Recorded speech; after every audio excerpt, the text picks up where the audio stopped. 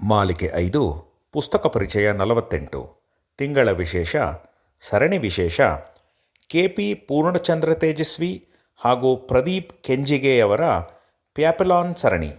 ಪುಸ್ತಕದ ಹೆಸರು ಪ್ಯಾಪಿಲಾನ್. ಲೇಖಕರು ಹೆನ್ರಿ ಶೆರಾರೆ. ಅನುವಾದ ಕೆ.ಪಿ. ಪೂರ್ಣಚಂದ್ರ ತೇಜಸ್ವಿ ಹಾಗೂ ಪ್ರದೀಪ್ ಕೆಂಜಿಗೆ. ಅಭಿಪ್ರಾಯ ಸಂಜಯ್ ಮಂಜುನಾಥ್. ಓದುತ್ತಿರುವವರು ದೀಪು ಸುರೇಂದ್ರನಾಥ್. ಪ್ಯಾಪಿಲಾನ್. ಅವನ ಹೆಸರು ಹೆನ್ರಿ, ಆದರೆ ಅವನನ್ನು ಪ್ಯಾಪಿ ಎಂದು ಎಲ್ಲರೂ ಸಂಬೋಧಿಸುತ್ತಿದ್ದರು. ಇನ್ನು 24-25 ಹರೆಯದ ಯುವಕ, ಸಂಸಾರಿ ಕೂಡ.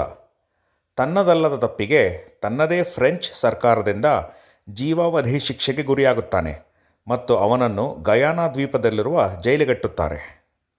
ಇಲ್ಲಿಂದ ಶುರುವಾಗುವ ಪ್ಯಾಪಿಯ ಕಥೆ ಎಲ್ಲೂ ನಿಲ್ಲುವುದಿಲ್ಲ. ನಾಗಾಲೋಟದ ಥರ ಅವನ ಜೀವನ ಸಾಗುತ್ತಾ ಹೋಗುತ್ತದೆ ಮತ್ತು ಇದನ್ನು ಓದುಗನಿಗೆ ಹೇಳುತ್ತಾ ಸಾಗುತ್ತಾನೆ. ಅವನದು ಒಂದೇ ಕನಸು, ಸ್ವತಂತ್ರ ಬದುಕು. ಸೆರೆಮನೆಯಲ್ಲಿನ ಪ್ರತಿ ಕ್ಷಣದಲ್ಲೂ ಅವನು ಚಡಪಡಿಸುವುದು ಸ್ವಾತಂತ್ರ್ಯಕ್ಕಾಗಿ. ಅದಕ್ಕಾಗಿ ಅವನು ಜೈಲಿನಿಂದ ಪಲಾಯನಗೈಯಲೇಬೇಕೆಂಬ ಶಪಥ ಹೂಡುತ್ತಾನೆ.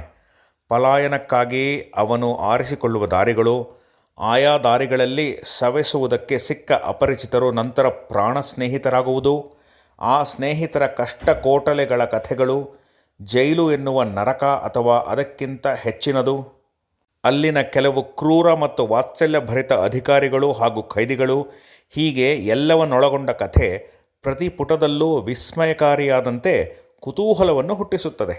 ಪಲಾಯನದ ಮೊದಲ ಯತ್ನದಲ್ಲೇ ಯಶಗೊಂಡ ಪ್ಯಾಪಿ ಮತ್ತು ಸ್ನೇಹಿತರು ಸಾಗುವ ಹಾದಿಯಲ್ಲಿ ಅನೇಕ ಸಹೃದಯಿಗಳನ್ನು ಭೇಟಿ ಮಾಡುತ್ತಾರೆ.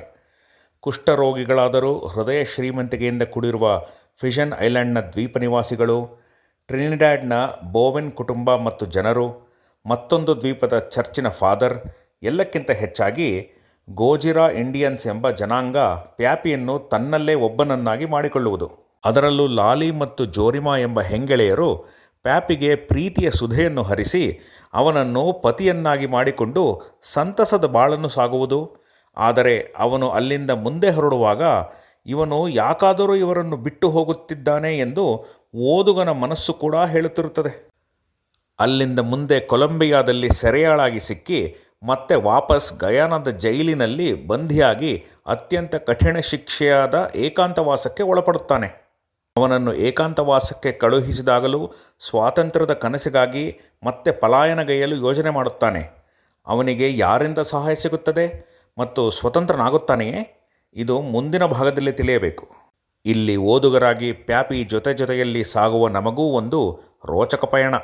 ಒಮ್ಮೆ ನೀವು ಓದಿ ಆನಂದಿಸಿ. ಧನ್ಯವಾದಗಳು.